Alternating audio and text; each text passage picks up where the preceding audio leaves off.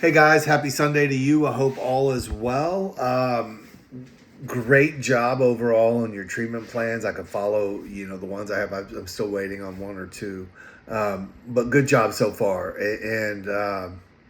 Yeah, so I've reached out to each of you individually, or I will be reaching out once I get your treatment plan. They're not due till the end of the day today, so I'm a little early on that. But I will be reaching out if I haven't already to spend 10 or 15 minutes with me virtually so that we can go over them.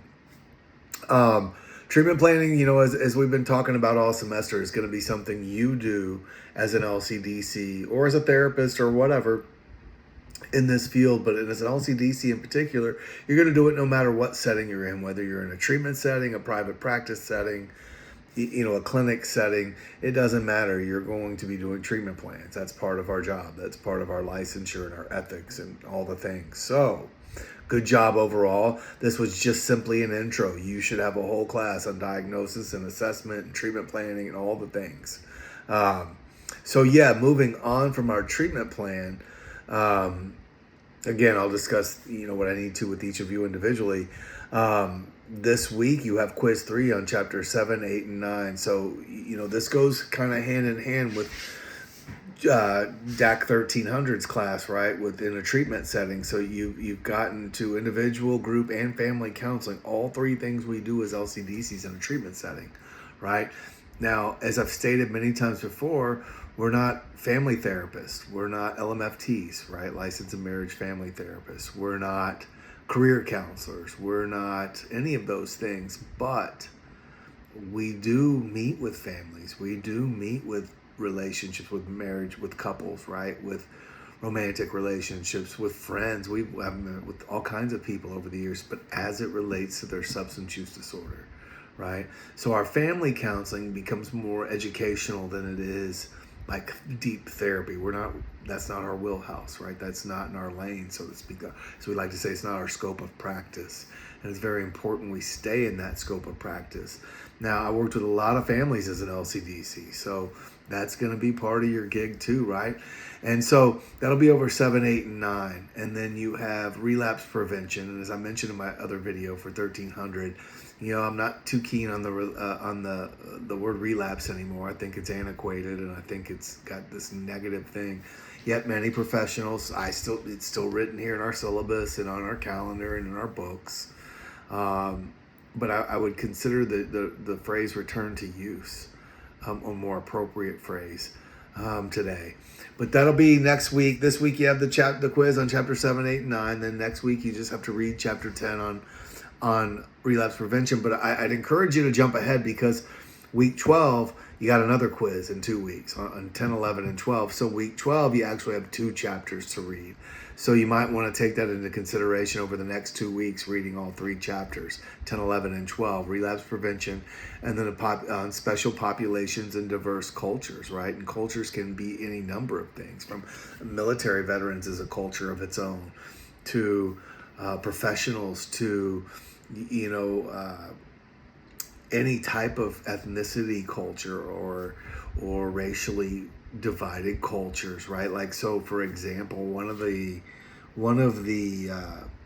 stories I have is why this area is so important is because I worked with a Nigerian lady, straight up from Nigeria, right? She comes into the office and we're talking as I would with anybody else over her intake paperwork. And it's very clear to me that I think a detox stay may be beneficial in some kind of treatment.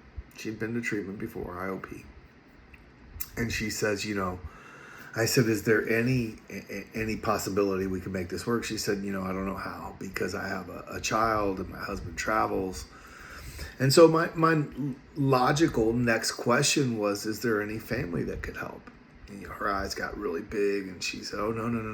My family will disown me if I come to them with this. And I said, great, let's look for a plan B. Thank you for that information.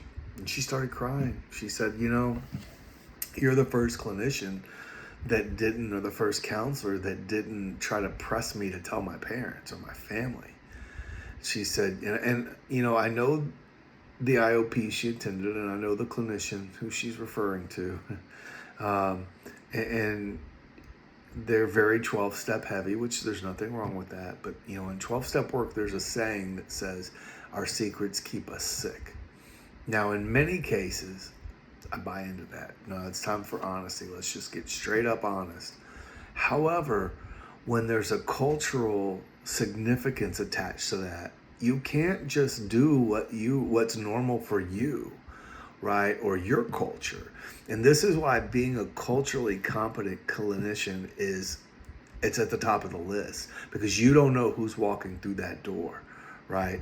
And so I just said thank you for the information. I don't have to know everything about the Nigerian culture to know how to help her, right? I just have to listen, and I have to ask, and I have to not press my own beliefs and values onto her or him or whoever, right? It's a great example, and it's something you will encounter at some point if you haven't already. So I really like that chapter. And then we're down to prevention, chapter 13. Then you really got 2 papers, and that's it, done. So this one's winding up quickly, guys.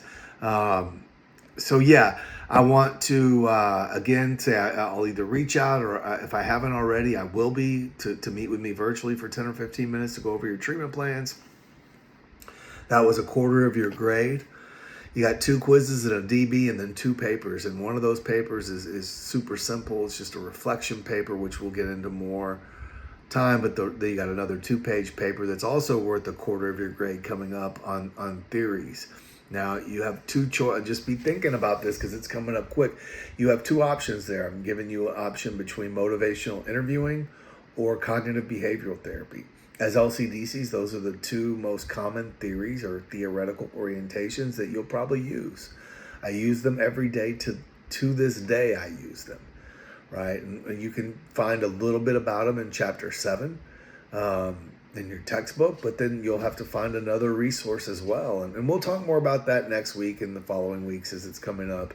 You also got an Easter break in there. So guys, I'm going to keep this one short. If there's any way I can be of any assistance, as always, please don't hesitate to reach out to me. I'll put some bonus points up, I'm sure, after this week's quiz.